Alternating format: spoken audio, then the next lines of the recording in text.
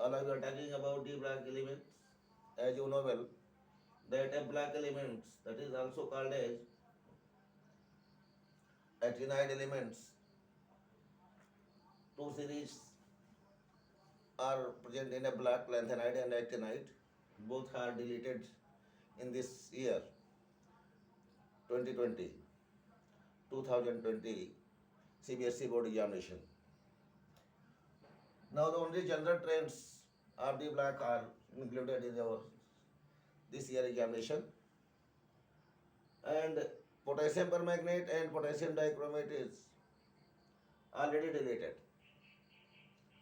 So in general properties we will talk about magnetic properties, and further properties I have already explained in my previous class.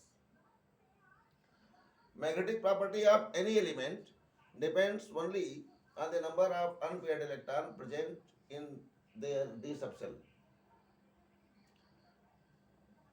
Number of unpaired electrons, d subshell or any subshell. Number of unpaired electrons attracted by magnetic field and their attraction on the behalf of their attraction. Magnetic substances, magnetic properties are classified into various ways. That is already explained in the solid state in first unit of your course, such as diamagnetic, paramagnetic, ferromagnetic, ferrimagnetic, and so on, antiferromagnetic, and so on. What is ferromagnetism? When number of unpaired electrons are comparatively very large, then such substances attracted by magnetic field by strong force of attraction. Such substances are called as ferromagnetic, and such property is called as ferromagnetism. For example, iron exhibit ferromagnetic property because number of electrons are comparatively more than other elements. Similarly, if any element do not have unpaired electrons, it neither attracted nor repelled by magnetic field. Such substances are called as diamagnetic. Diamagnetic substances are those substances whom are unaffected from magnetic field. Diamagnetic substance हम ऐसे पदार्थ को कहते हैं जो magnetic field अर्थात चुंबकीय क्षेत्र से अप्रभावित रहती है. Paramagnetic substances, those substances whom are attracted by magnetic field but their attraction is comparatively very low than ferromagnetic substances, such as oxygen. Oxygen is also one of the paramagnetic substances. Now, the magnetic force of attraction is measured by the unit Bm. Bm exhibits Bohr magnetron.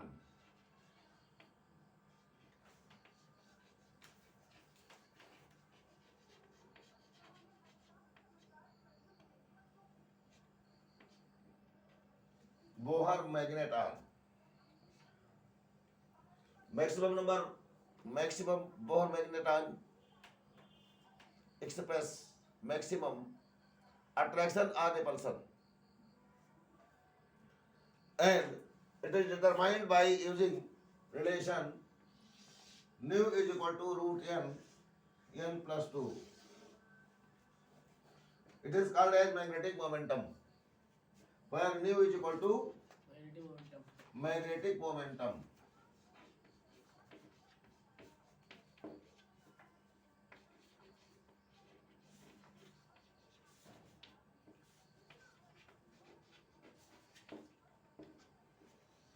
and small n is equal to number of unpaired electron.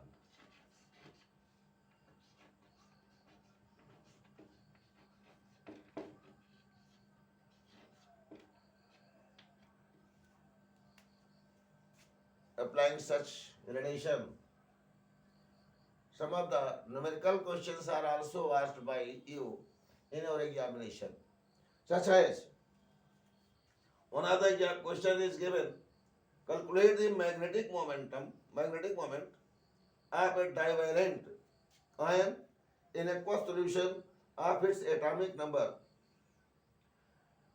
is 25. Divalent ion in aqueous solution of its atomic number 25. All of you know well.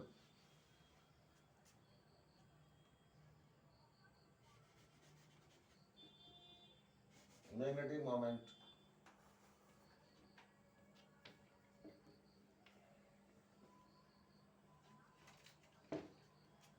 Atomic number 25.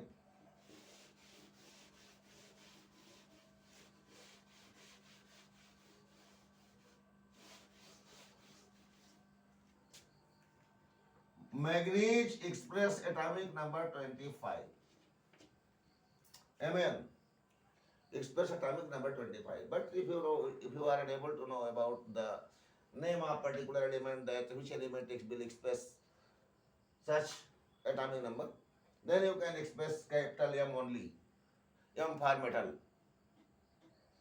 Any metal, if it is unknown by you, and if you know well that what is the element of given atomic number, then you can express such element. Electronic configuration of manganese is 1s2, 2s2, 2p6, 3s2, 3p6, 4s2, and 3d5. And if you will rearrange in order of their cell, then it will be expressed as 3s2, 3p6, 3d5, and 4s2. In question it is given bivalent, that means two valencies expressed by given ion, that is it is changed into Mn to Mn2 plus. That means two electrons of 4s have get lost, resulting to positive ions are originated on manganese. It contains 3D contain 5 electrons in its orbital, like this one.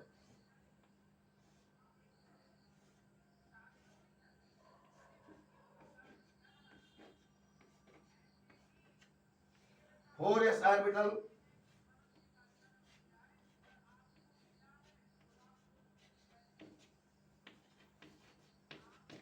these both the electrons have been lost, resulting it changes into Mn2 plus. So in Mn2 plus, the electronic configuration